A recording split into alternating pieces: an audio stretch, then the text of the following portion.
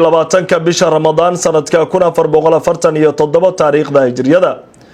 waa subaxnimo sabtiya miilaadiyaduna ay ku beegan tahay 14 bisha saddexaad sanadka 2026 qodobada ugu waaweyn barnaamijkeena aroornimo saaka waxaa kamida Iran waxa ay soo bandhigtay maanta goobta ay ku samayso drone-iska halista ee dunida ay ka yaabtay ee loo yaqaan shahiid waxa ay banaanka keentay tunnel weyn oo dhulka hoostiisa mar kale kaas oo muujinaya nuuca gantaal dronada ay Iran diyaarinaysa maalin walba waxaynu isla eegi doonaa dagaalkan hadda labada isbuuc u dhamaaday ee Mareykan Israel ay ku qaadeen gudaha dalka Iran halka uu marayo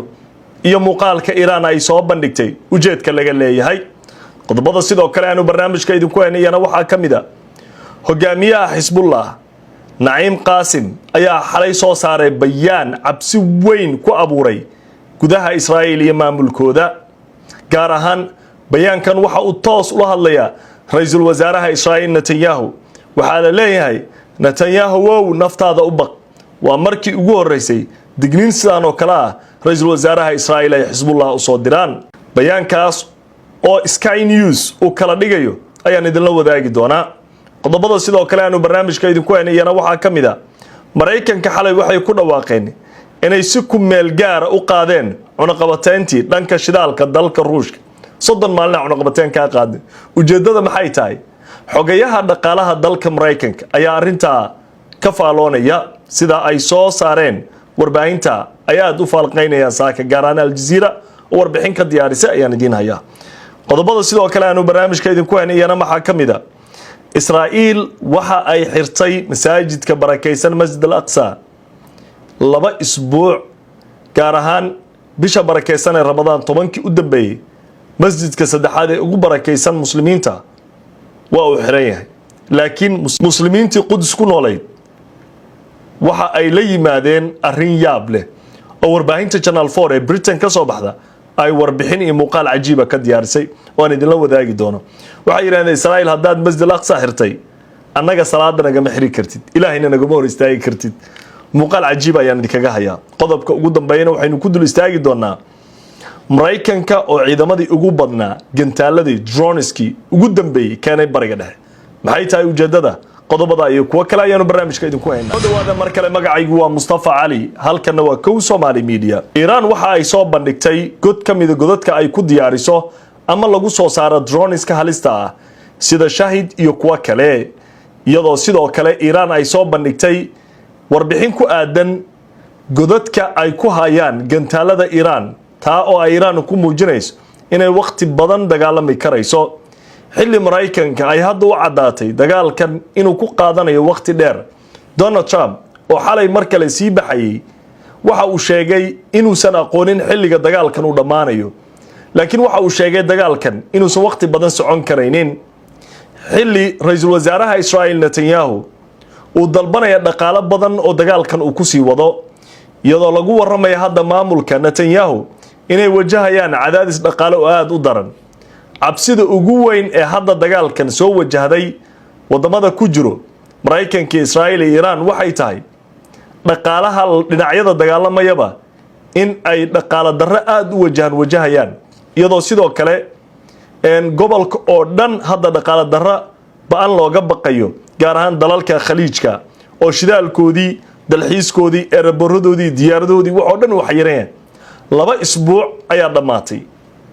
oo maanta dagaalku waa maalintii 14aad oo Mareykanka iyo Israel ujeedkii dagaalka ay u galeen aysan ku guuleysan durbaba siyaasiyiinta gudaha Mareykanka waxay eedeynayaan madaxweynaha Mareykanka ay u arkaan inuu galay dagaal hadaf iyo ujeedo laga leeyahay aan la aqoonin waxa sheekada yaabka badnayd xalay ayaa dhacday xogayaha dagaalka dalka Mareykanka waxa uu yiri madaxda Iran sidii dooliga ay u dhudhuumanayaan oo meel walba ayay ka baqayaan inay imaadaan warbaahintii baraha bulshada durba waxa la isdul saaray hadalkii xogayaha Mareykanka oo dhahaya sidii dooliga u gambanayaan iyo madaxweynaha dalka Iran Masoud Pezeshkian oo iska lugeynay magaalada Tehran dhexdeeda shalay waxa sidoo kale la soo qaatay Ali Larjani oo ninka ay 10 milyan dul saareen waxay 10 milyan dul saareen Ali Larjani hogaamiyaha Iran Mujtamac Ali Khamenei oo wiilkii Ali Khamenei u dhalay toban milyan bay dul saareen laakiin ninkii oo lugeynaya magaalada Tehran baa iyana la soo saaray waxaa la yiri aaway dadka dooliga kale u gabanay waxaa sidoo kale dan la soo saaray siyaasiyiintii Israa'iil oo godad dhulka hoostiisa ku dhumanay dagaalkan fadeexa weyn ayuu keenay balaan idin la wadaaga muuqaalka Iran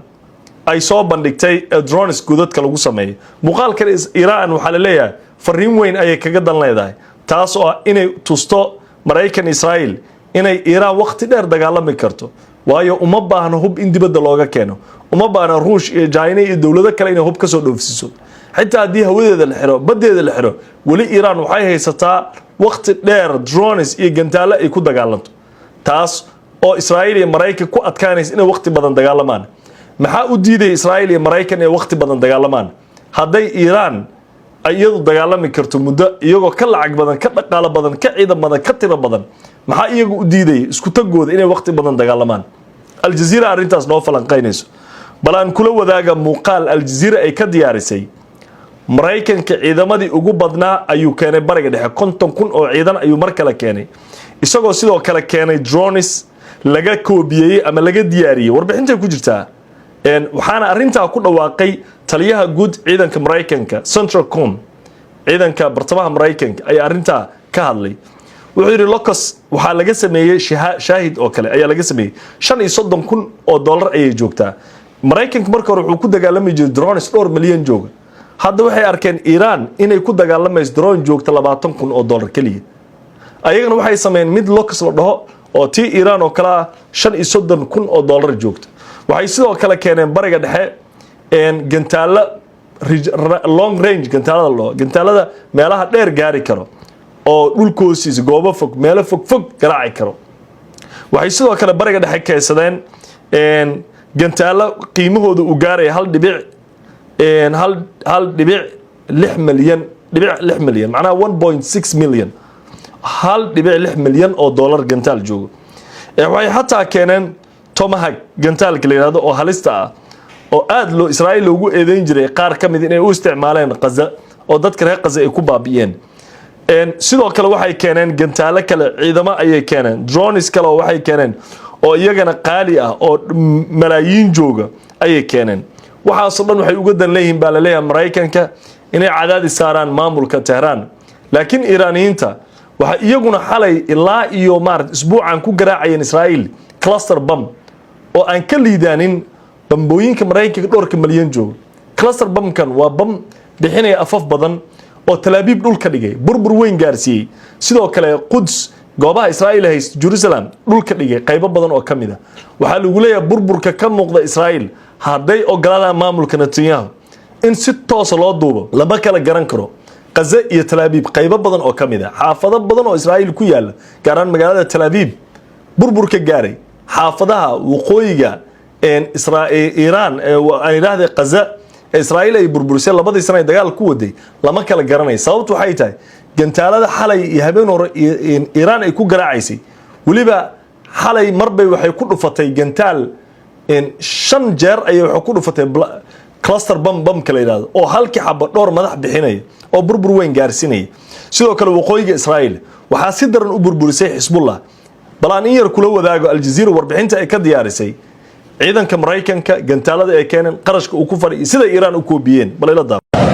The Iran war is becoming a real-world testing ground for America's newest weapons. There's the low-cost, uncrewed combat attack system, the Lucas drone for short. This kamikaze drone can travel long